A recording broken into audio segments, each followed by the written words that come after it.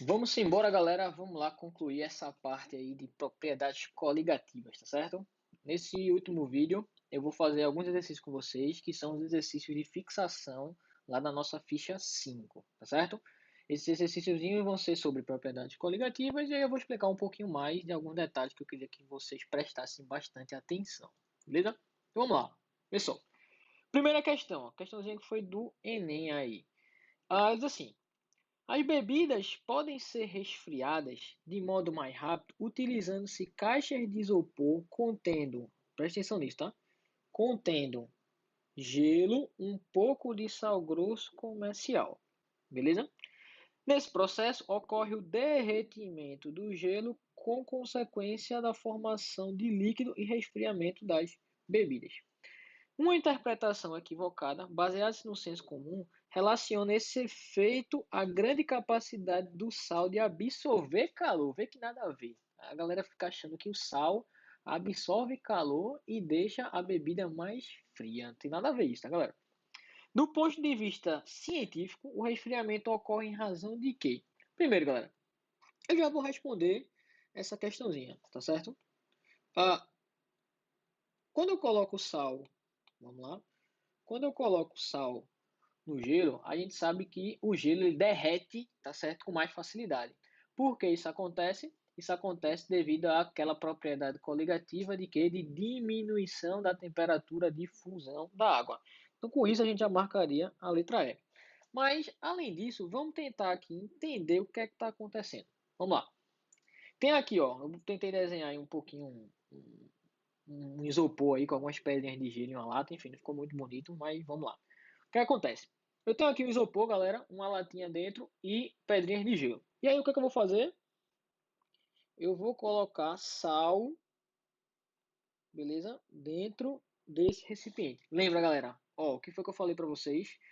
Quando eu coloco sal no gelo, o que é que acontece com o gelo? Ele vai derreter mais rapidamente, com mais facilidade. É o que é que acontece?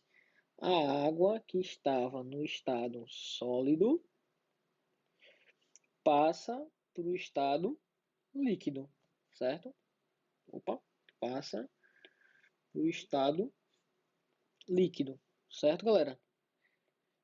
Isso aí, galera, é um processo de quê? De fusão. E aí a gente tem que lembrar que todo processo de fusão é um processo que absorve energia, ou seja, uma fusão é um processo endotérmico, tá, galera? Então isso aqui, ó, que está acontecendo é um processo endotérmico, ou seja, a gente não falou ainda oficialmente, mas eu queria adiantar.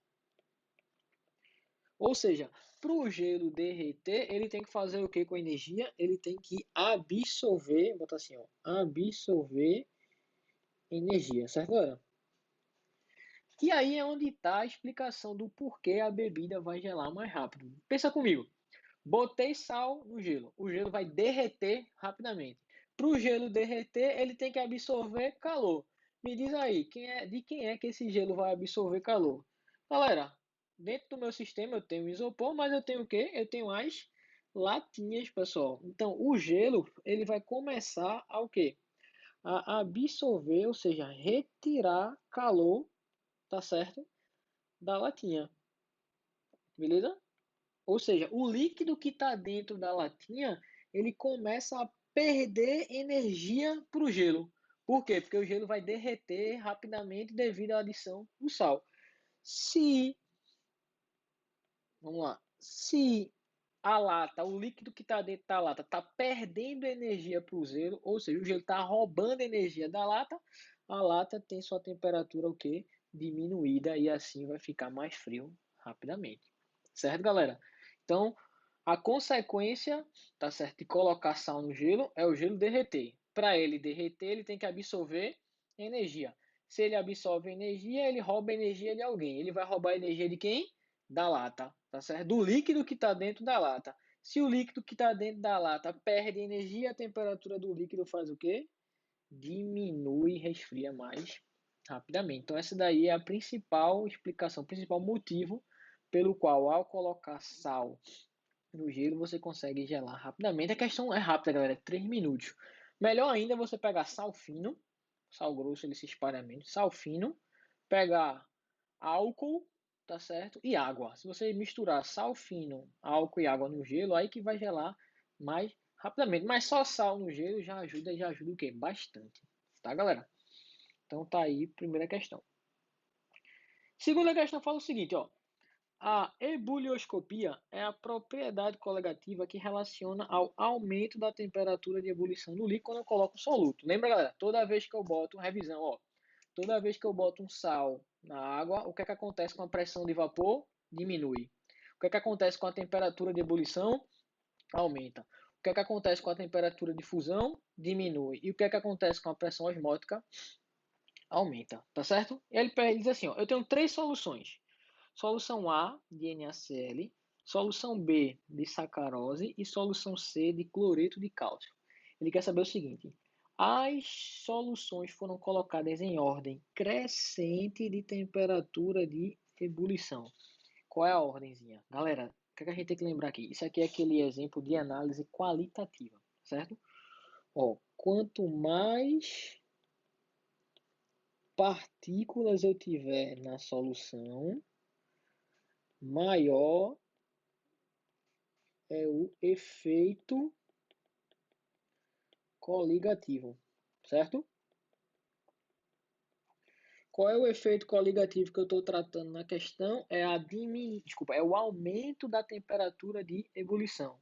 Em outras palavras, quanto mais partícula tiver, como a temperatura de ebulição aumenta, maior vai ser a temperatura de ebulição, certo, galera? É isso que a gente tem que se ligar nessa questão. Só cuidado, tá, galera? Eu tenho que analisar partículas totais, beleza? Muita gente vai pensar, ah, professor, a concentração não é a mesma, então é tudo igual. Cuidado, quando eu trabalho com solutos que são iônicos, lembra que solutos iônicos, eles se dissociam, eles se separam. E aí eu tenho que analisar a quantidade total de partículas. Vê só, olha o NaCl. O NaCl, ele se separa em Na+, mais Cl-, tá, galera? Se a minha concentração era 0,1 mol por litro de NaCl, toda vez que um NaCl entra em solução, ele vai liberar 0,1 mol por litro de Na+, e 0,1 mol por litro de Cl-. De maneira, galera, que a quantidade total de partículas não vai ser 0,1, vai ser a soma de 0,1 de Na com 0,1 de Cl-, ou seja, dá um total de 0,2 mol por litro. Esse é o detalhe que eu queria que você prestasse atenção, galera. Então aqui é a solução A, né? Quando eu olho para B, eu tenho sacarose. Sacarose é C12H22O11, beleza? A sacarose, ela não é um soluto iônico, ela é molecular, então ela não se ioniza. Então, se eu colocar qualquer quantidade de sacarose na água, o que é que acontece? Se eu botar 0,1 mol por litro de sacarose, eu vou ter que 0,1 mol de sacarose vai se dissolver e não vai se ionizar, ou seja, eu vou ter um total de 0,1 mol por litro de partículas, certo? Então eu não tenho um aumento no número de partículas. Já no caso do cloreto de cálcio, toma cuidado, ó, CaCl2, ele se separa em 1 de Ca2+, mais 2 de Cl-. Então, se eu tenho 0,1 mol por litro desse cara, quanto é que vai formar de Ca2+? A mesma coisa, 0,1 mol por litro. E o dobro de quê? De Cl-. De maneira que a quantidade total de partículas vai ser a soma, 0,3 mols por litro. Beleza? Em outras palavras, qual é a solução mais concentrada? É a C, mais concentrada em partículas, tá, galera? É a C que é a mais concentrada. Então, a temperatura de ebulição dela deve ser a maior de todas. Qual é a que é menos concentrada? É a B. Então, a temperatura de ebulição deve ser a menor de todas e a deve ser intermediária. Então, menor B, depois A, em seguida C, resposta letra B de bola. Certo, galera? Então, cuidado aí com solutos iônicos, tá certo? Pronto, isso aí é o máximo de conta que você tem que fazer em propriedades coligativas. O máximo mesmo. É só saber quem é maior e quem é menor. Beleza? E para a gente finalizar aqui, ó, vamos fazer a questão 3. Questão 3 diz assim, ó. Características físico-químicas que dependem somente da quantidade de partículas presentes em solução na natureza são conhecidas como propriedades coligativas, tá certo? Sobre as propriedades coligativas, assinale as proposições. Vamos lá. A alface, quando colocada em uma vasilha contendo uma solução salina, murcha, certo? De fato, galera. Por que ela murcha? Porque se eu estou colocando alface dentro de uma solução muito salina, com muitos sais, o alface vai perder água para o sal, para a solução, para o ambiente salgado. Se ela perde água, ela vai murchar, tá certo? É exatamente assim que você consegue conservar alimentos, galera. Lembra de carne salgada? Qual foi a primeira forma de conservar alimento que a gente utilizou, a humanidade? Colocando sal. Quando você bota sal numa carne, por exemplo, o que é que acontece? O sal, né, como é um ambiente hipertônico, ele vai roubar a água do seu alimento, da carne, por exemplo. Se rouba alimento, ela acaba desidratando aquela estrutura e matando os micro-organismos, tá, galera? Então, é assim que a gente faz para, por exemplo, conservar a carne, por exemplo, nessa osmose. Ah, murchar alface, por exemplo, dor de garganta. A gente tá com uma inflamação na garganta, tá certo? O que é que a galera faz? A galera faz um gargarejo de água com sal, né? Por que a gente faz isso para aliviar a dor, a irritação?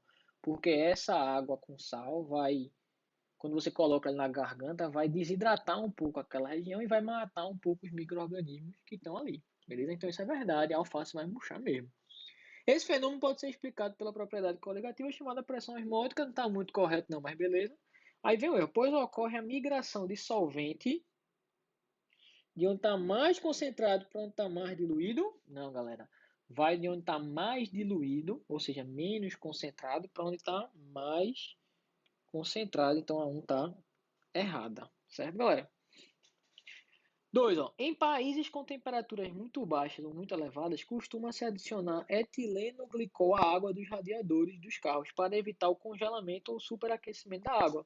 Propriedade coligativa dos processos são a crioscopia e a ebulioscopia. Perfeito, galera. Ó, uma aplicação também dessas propriedades coligativas é o que o texto está falando. Tanque de carro, tem água lá para gerar. Desculpa, tanque não, né? No carro. Tem um compartimento com água para quê? Para gerar o aquecimento lá da sua estrutura, do motor, enfim, de alguma parte do carro. Não vou aumentar no detalhe muito mecânico, certo? Só que você leva esse carro para um lugar que é muito frio, corre o risco daquela água fazer o quê? Congelar. E aí não vai ter a água de resfriamento. Ou se você coloca num lugar muito quente, corre o risco da água evaporar, evaporar rapidamente. Tá, galera? Então o que é que a gente faz com essa água aí dos radiadores, né? Que fala?